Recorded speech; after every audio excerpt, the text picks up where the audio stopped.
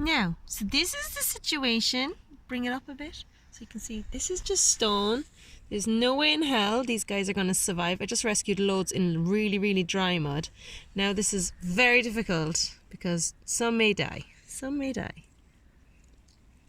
Some may die. Oh, this one's kind of a bit watery. Okay. Okay. Careful you're standing, yeah? Look at the stream. Ta-da! Look. They're so cute.